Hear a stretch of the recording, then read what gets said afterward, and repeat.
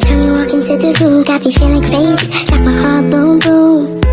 Any other boy would stare, but me I look away, cause you're making me scared. Trying not to breathe, 1, 2, 3.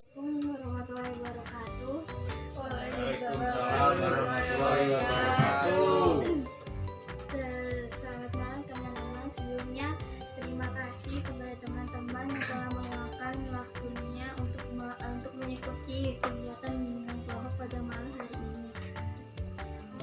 Pada malam hari ini saya akan mengajarkan sedikit tentang layanan bimbingan kelompok. Layanan bimbingan kelompok merupakan salah satu layanan yang ada di bimbingan konseling. Tapi sebelum kita memulainya, alangkah baiknya kita membaca doa terlebih dahulu.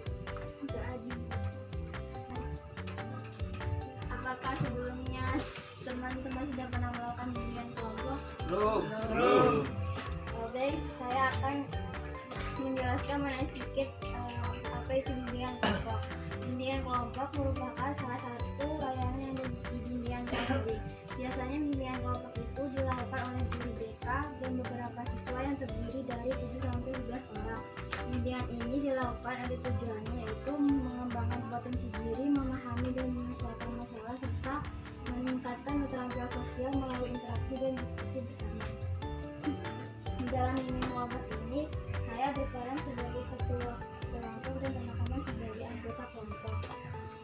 Kegiatan ini pada kegiatan ini punya aturannya. Nanti kalau teman-teman Anda yang punya gagasan, ide atau mau nanya bisa angkat tangan terlebih dahulu. Selanjutnya itu sesi perkenalan. Nanti teman-teman bisa menyebutkan nama dan hobinya teman-teman. Perkenalan dimulai dari saya terlebih dahulu. Hobi membaca. Selanjutnya Saya Ahmad, hobi main futsal. Saya Anwar, hobi mancing. Saya Abdul, hobi saya motor. Saya Fitra, hobi saya main PS. Kita kalau mau bahas tentang kasus di daerah Demak yang ada siswa itu yang berhubungan intim di kelas disaksikan sama teman-temannya. kira-kira kasus itu seperti apa? Kasusnya Demak yang di lokasi di Jawa Tengah. Itu kronologinya awalnya kedua pelaku masih mengenakan seragam sekolah, hingga selanjutnya bersetubuh di lantai ruang kelas, direkam dan dilihat teman-temannya. Setelah ditelusuri, pelaku perempuan merupakan siswa SMP di Demak, sedangkan pelaku laki-laki siswa SMA di Demak.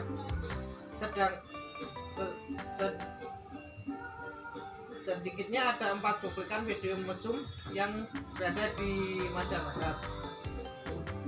Dalam rangkaian video terlebih 9 temannya dalam santai menonton adegan bertubuh kedua pelajar.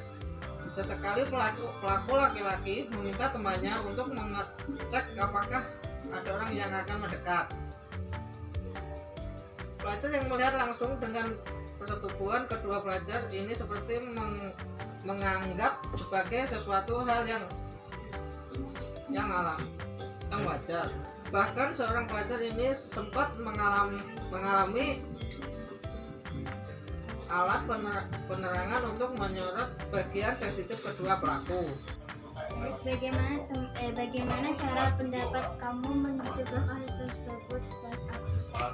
Menurut saya, cara untuk mencegah kekerasan seksual di lingkungan pendidik ialah pertama, menciptakan lingkungan yang aman.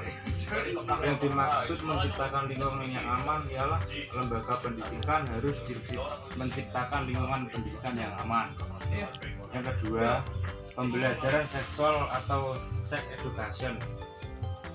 Secara umum, siswa atau siswi beri pemahaman yang benar tentang pembelajaran seksual. Yang ketiga, meningkatkan keamanan lembaga pendidikan. Sistem keamanan di lembaga pendidikan harus berjalan dengan baik. Yang keempat, seleksi guru atau dosen yang ketat. Selanjutnya yang harus dilakukan untuk mencegah kekerasan seksual adalah untuk melakukan seleksi penerimaan guru yang ketat. Sekian pendapat dari saya. Terima kasih. Selanjutnya pendapat Apa, dari judul lagi? Mbak Rifna. Terus bagaimana pendapat Mbak Rifna mengenai kasus tersebut?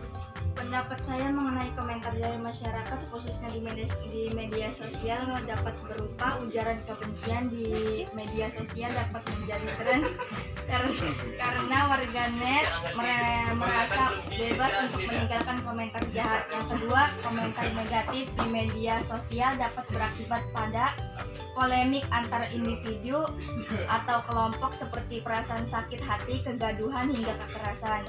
Yang ketiga, warganet perlu lebih sadar dalam menyaring ujaran yang ingin mereka ungkapkan. Bagaimana pendapat Mbak mengenai kasus tersebut? Pendapat saya komentar sosial pada sosial media pendapat apa itu dulu itu kan dan perguri dari netizen. Selanjutnya, bagaimana pendapat Mbak Putra mengenai kasus tersebut? Pendapat saya, komentar positif juga membuat pemilik akun merasa dihargai, diakui, dan direspon dengan baik. Seseorang harus tetap menjaga etika bersosial media agar tidak membuat orang lain tersinggung dan merasa direndahkan. Sekian dari saya. Selanjutnya, bagaimana pendapat Mas Anwar mengenai kasus tersebut?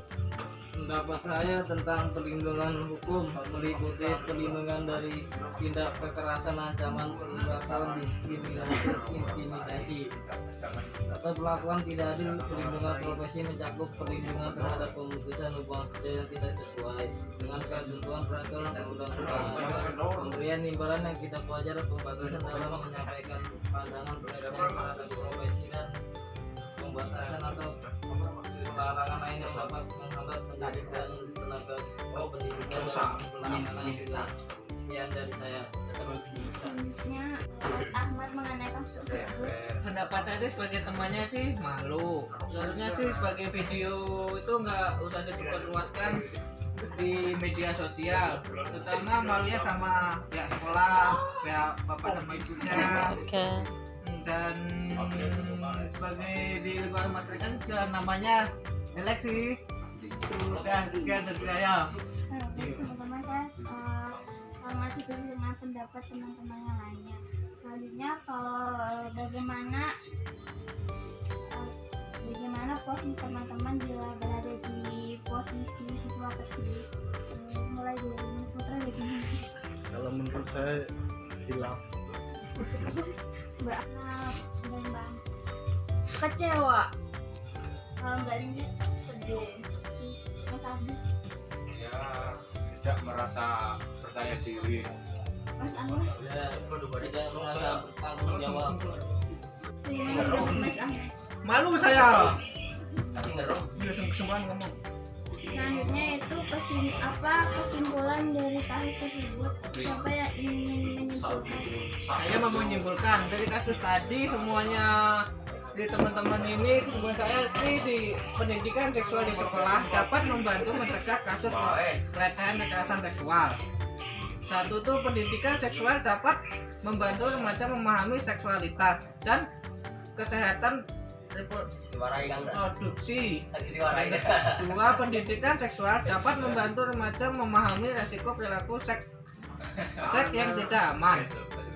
Pendidikan seksual dapat membantu remaja menghargai nilai-nilai masyarakat dan tidak bertindak dinilai tersebut.